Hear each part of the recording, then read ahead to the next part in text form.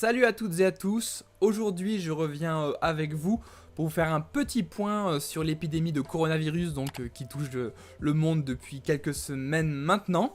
J'avais déjà fait une vidéo il y a à peu près un mois de cela qui parlait vraiment de l'épidémie, de ce qui pouvait y arriver dans le futur. Pas mal de choses se sont finalement avérées vraies, donc je vous invite à aller la regarder si c'est pas encore fait. En tout cas je vais vous dire toutes les informations qu'on doit savoir à partir de l'heure où j'enregistre cette vidéo, c'est-à-dire le 3 avril 2020. Pour ce qui est globalement la situation actuelle, on est dans une pandémie qui touche à peu près 181 pays dans le monde, c'est à peu près 95% de la planète en termes de territoire. Il y a un peu plus d'1 million de cas recensés dans le monde et 53 000 décès. Bien sûr, ça ce sont les chiffres officiels, puisqu'on sait que tous les gens ne sont pas dépistés, donc il y a probablement plusieurs millions de personnes qui sont touchées dans le monde, et aussi plusieurs milliers de décès supplémentaires, puisque notamment en Chine, les chiffres sont probablement faux, en tout cas d'après ce que les experts étrangers la plupart disent. Il devrait y avoir à peu près plusieurs dizaines de milliers de décès, peut-être 40 à 50 000 dans toute la Chine. Pareil également en Iran, où il y a eu de nombreux décès qui n'ont pas été recensés. Pour ce qui est de l'Europe, qui est vraiment très touchée, c'est surtout l'état préoccupant de l'Espagne et de l'Italie qui inquiète, où à peu près la moitié des décès recensés viennent de ces deux pays, avec un peu plus de 25 000 décès. Pour ce qui est de la France, elle compte à peu près pour l'instant un peu plus de 6 000 décès et 7 000 personnes en réanimation. Le chiffre de personnes en réanimation est vraiment celui qu'il faut surveiller, puisqu'on sait la France a une capacité de base en réanimation d'à peu près 5 000 places. Ils ont réussi à augmenter à peu près à 9-10 000 places, sachant que à l'heure où j'enregistre cette vidéo, il y a un rythme régulier d'à peu près 500 personnes par jour supplémentaires en réanimation. Le taux de place dans ces services serait vite saturé, donc c'est pour ça qu'il faudra être très prudent. Une étude notamment menée en Angleterre sur différents pays d'Europe pense qu'il y a à peu près 3% de la population française qui serait d'ores et déjà infectée par le virus, ce qui fait à peu près entre 1 et 2 millions de personnes, donc on est bien au-dessus des à peu près 50-55 000 cas diagnostiqués en France. Après, la plupart des cas sont bénins et dans un peu plus de 5% des cas, c'est la réanimation avec, je le rappelle, un taux de létalité qui est chiffré à peu près à 2,5%, mais qui est de mon avis un petit peu plus bas puisqu'on ne dépiste pas tout le monde, donc il serait probablement autour de 1%. A savoir aussi, on peut se demander pourquoi, sachant que même si on a 10 jours de retard avec l'Italie, il y a beaucoup plus de décès en Italie qu'en France. Il faut savoir que la population italienne est globalement plus âgée qu'en France. En Italie, 23% des personnes ont plus de 65 ans contre 18% en France. Mais malgré tout, ça touche également les personnes jeunes, puisqu'en France, on dénombre à peu près presque 100 personnes de moins de 30 ans en réanimation. Donc quand je vous disais que c'était pas une petite grippe dans ma précédente vidéo, et que maintenant on n'arrête pas de le marteler, alors qu'il y a encore quelques semaines, on disait que c'était équivalent, et bien vous avez la preuve que ça peut toucher aussi bien les personnes jeunes que les personnes âgées, et que c'est surtout une maladie qu'il ne faut pas du tout confondre avec la grippe. Donc bien sûr, comme d'habitude, je vous mettrai en description de cette vidéo toutes les sources que j'ai pu trouver, les articles qui peuvent étayer mes propos. Maintenant, on va s'intéresser principalement au confinement avant d'aborder les pistes thérapeutiques. Donc vous le savez bien sûr, on est en confinement en France depuis le 17 mars. Le confinement a été prolongé jusqu'à mi-avril et le conseil scientifique du gouvernement a préconisé un confinement d'au moins 6 à 7 semaines, ce qui voudrait dire au moins jusqu'au 4 mai. On attend toujours le pic épidémique qui, selon les scientifiques, devra arriver peut-être fin de semaine prochaine, quelque chose comme ça. Selon moi, il n'est pas encore prévu pour le moment et il arrivera peut-être que finalement dans 2-3 semaines, voire un mois. En Italie, il n'est toujours pas atteint, même si on observe une pseudo-phase de stabilisation ces derniers jours. Je ne reviendrai pas sur les petites polémiques au niveau du gouvernement concernant la pénurie de masques et de matériel, mais selon moi, le gouvernement n'a pas pris forcément les bonnes décisions ou n'a pas été assez clair dans ses mesures, notamment sur le confinement. Le fait qu'on ait une attestation pour pouvoir sortir, faire du footing, faire quelques activités près de chez soi, ça n'a pas été forcément bien compris de la part de la plupart des gens qui continuent à sortir, même si c'est bien sûr beaucoup moins qu'avant. Il y a aussi notamment beaucoup de travailleurs qui sont encore actifs dans des professions qui ne sont pas forcément les plus nécessaires à la santé, à la vie de tous à l'heure actuelle. Donc ce qui contribue à atténuer un petit peu le confinement et à aussi continuer à propager indirectement le virus. Selon moi, le confinement devrait durer encore au minimum à peu près 8 semaines. C'est-à-dire que je pense qu'on devrait arriver au minimum jusqu'à fin mai, peut-être début juin en termes de confinement. Et surtout, ce que le gouvernement a annoncé et qui était assez logique finalement et que je pense que c'est une bonne chose, après bien sûr, il faudra voir comment il se fera, c'est qu'on devra affaire à un déconfinement progressif. D'ailleurs, peut-être que certains d'entre vous en font partie, mais il y a un biais cognitif assez important concernant le déconfinement, puisque beaucoup de gens pensent que l'épidémie sera finie à partir du déconfinement, alors que l'épidémie va probablement durer plusieurs mois encore et peut-être rester présente jusqu'à que l'on ait un vaccin. D'ailleurs, le but du gouvernement, même si c'est pas annoncé officiellement, je pense, ce n'est pas forcément de éradiquer complètement l'épidémie, comme ça a voulu être le cas en Chine et notamment aussi en Corée du Sud, où on voit et là ils ont réussi à bien maîtriser l'épidémie, notamment avec un dépistage très important du nombre de cas, avec un isolement très précoce, de nombreuses structures de soins aménagées exprès pour dépister les patients. Également des applications qui permettent de surveiller un petit peu la population. Je sais, ça peut paraître un petit peu science-fiction et un petit peu privation de liberté, mais en tout cas chez eux on a observé une nette diminution du nombre de cas par rapport à l'Europe. C'est que la France a, je pense, en tête de aplanir le nombre de cas sur la longueur, ce qui permettrait aux hôpitaux d'avoir à faire un flux de patients qui soit pas trop important pour pouvoir être pris en charge, notamment dans les services de réanimation, et ce qui ferait sur le long terme qu'on aurait des patients malades très souvent, mais qui peuvent être pris en charge. Et je pense que c'est pour ça également que le gouvernement essaye de mettre en place rapidement des tests sérologiques sanguins, c'est-à-dire une prise de sang pour détecter si dans votre sang il y a des anticorps, ce qui montrerait que vous avez été en contact avec le virus. C'est probablement de faire une sorte d'immunité collective, c'est-à-dire soigner tous les patients qui sont malades en ayant des structures de soins qui peuvent accueillir convenablement les patients. Et pendant ce temps-là, le reste de la population qui est peu symptomatique aura été malade, sera désormais immunisée.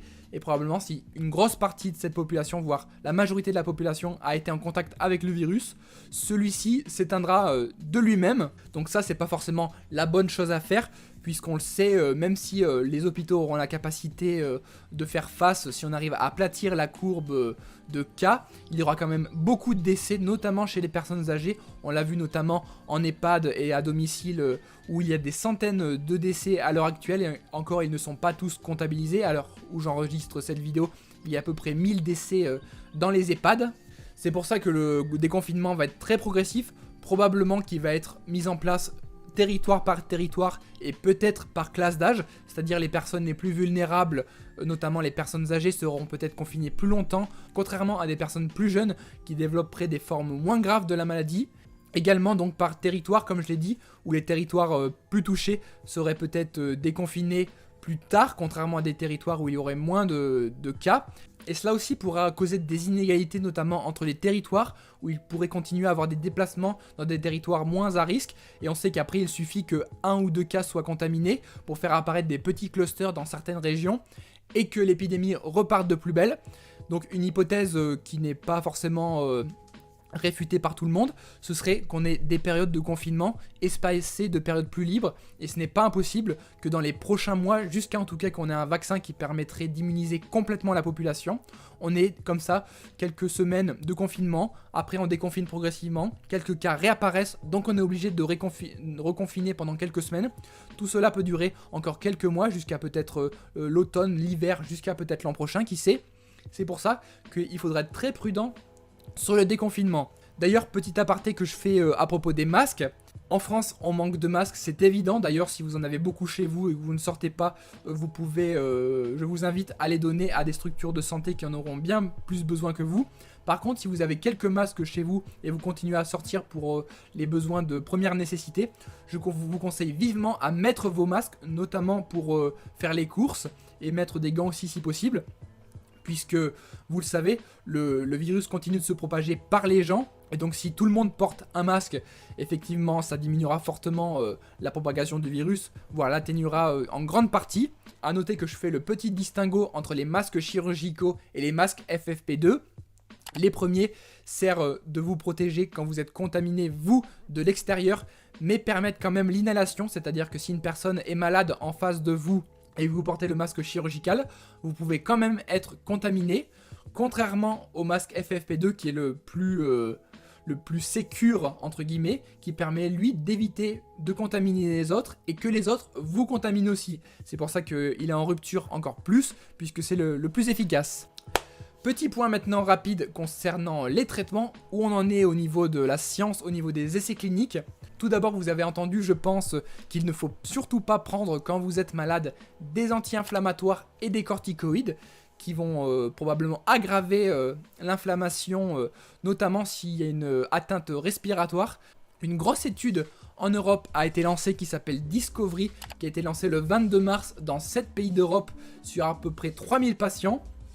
C'est un essai ouvert, c'est-à-dire que les patients et les médecins sont au courant du traitement qui est donné, contrairement aux études qui sont d'habitude dites en double aveugle, où personne ne sait vraiment quel traitement les gens prennent.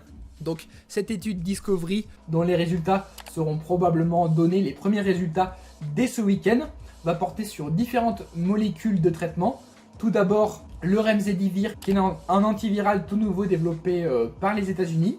Également l'Opinavir, Ritonavir, qui est une association de médicaments contre le VIH. Et également aussi l'hydroxychloroquine, qui fait beaucoup parler à l'heure actuelle. L'hydroxychloroquine, qui est donc de la chloroquine dérivée d'une plante, la quinine, et dont le professeur Raoult à Marseille a vanté les mérites. Il a fait sa première étude sur 24 patients qui a montré certains effets bénéfiques, et sur 80 patients ensuite qui a montré les mêmes effets. Alors certes, les études, on peut les critiquer puisqu'elles ne sont pas forcément effectuées dans les règles de l'art. Mais en tout cas, on voit que si l'hydroxychloroquine est associée à un antibiotique qui s'appelle l'azithromycine, alors vous me direz pourquoi on ajoute un antibiotique dans cette épidémie. Un antibiotique, c'est censé combattre les bactéries et non pas les virus. Mais dans ce cas-là, l'azithromycine a montré qu'elle pouvait avoir des effets positifs concernant certains virus qui se développaient à l'intérieur des cellules. C'est pour ça qu'il l'associe avec l'hydroxychloroquine. Et les deux ont montré qu'ils pouvaient atténuer les symptômes, notamment dans les formes peu graves de la maladie. Car je précise, cette étude Discovery va être menée sur des patients graves, notamment en réanimation. Et c'est là aussi où il pourra avoir un biais, c'est-à-dire un taux d'erreur. Comme je l'ai dit, l'hydroxychloroquine semble, toutefois avec beaucoup de pincettes, efficace sur des formes peu graves de la maladie, mais après elle n'est plus efficace sur les patients très gravement atteints avec des insuffisances respiratoires, les patients en réanimation, puisque à ce moment-là, quand les gens arrivent en détresse respiratoire, le virus est quasiment plus présent dans l'organisme des individus, ils l'ont éliminé d'eux-mêmes, mais c'est l'inflammation due au virus, l'inflammation des poumons qui fait qu'ils sont dans un état critique. C'est notamment par exemple, si on fait un petit parallèle avec le Tamiflu, qui est le nom commercial d'un médicament que l'on donne habituellement pour la grippe. Et ce médicament doit être donné dans les 48 heures après le début d'apparition des symptômes, ce qui montre qu'il est efficace au tout début de la maladie sur les premiers symptômes, et que si on le donne trop tardivement, son effet sera considérablement réduit. Je le répète, petit point aussi médical concernant l'insuffisance respiratoire. Donc quand vous avez du mal à respirer, vous voyez que sur le scanner, on a des petits endroits au niveau des poumons qui sont normalement très clairs, ce qui est représenté par du noir. On a des petits endroits où c'est un petit peu flou, un petit peu blanchâtre. C'est ce qu'on appelle des plages d'hyperdensité en verre dépoli. C'est-à-dire que votre tissu pulmonaire va être épaissi, ce qui va diminuer l'apport d'oxygène dans les alvéoles pulmonaires dû à cet épaississement, d'où l'insuffisance respiratoire. Et c'est ça qui pose problème notamment, car quand les plages en verre dépoli comme ça et que le poumon blanc, on appelle ça, est assez important, il risque d'y avoir des séquelles sur le long terme au niveau respiratoire. C'est pour ça qu'il faut prendre en charge les patients au début des symptômes pour éviter qu'ils arrivent à ce stade-là. 2 autres petits essais cliniques qui ont été lancés. L'un qui va bientôt être lancé notamment par l'Institut Pasteur de Lille, c'est par rapport à la tuberculose. Alors vous me direz, quel rapport la tuberculose avec le virus ? Eh bien, le vaccin que l'on donne, qui est le BCG, Bacille de Calmette et Guérin, qui est un vaccin qu'on donne maintenant depuis plusieurs dizaines d'années, même s'il n'est plus obligatoire depuis 2007, eh bien ce vaccin, qui est un vaccin vivant que l'on donne, pourrait permettre de mieux se défendre, avoir une meilleure immunité contre le virus. Et le dernier essai clinique dont je peux parler, il s'appelle Covid Plasma. C'est un essai qui va être réalisé par l'hôpital Saint-Antoine à Paris sur à peu près une 60aine de patients. Et en fait, il va consister à prélever du sang chez des patients guéris après avoir eu le coronavirus, de séparer les anticorps de ce sang et de réinjecter le plasma contenant les anticorps à des patients malades pour voir si les anticorps permettent d'améliorer l'immunité et de combattre la maladie. C'est déjà des choses qui ont été observées en Chine, où de l'injection d'anticorps a déjà été montrée sur quelques patients. C'était quelques patients un petit peu sporadiques par-ci par-là, il n'y a pas eu vraiment d'études là-dessus. C'est pour ça qu'on ne peut pas vraiment juger de l'efficacité de cette technique, mais ça peut être potentiellement une solution à venir. En tout cas, n'hésitez pas à me dire en commentaire si vous avez de nombreuses questions concernant cette épidémie, le virus, le confinement.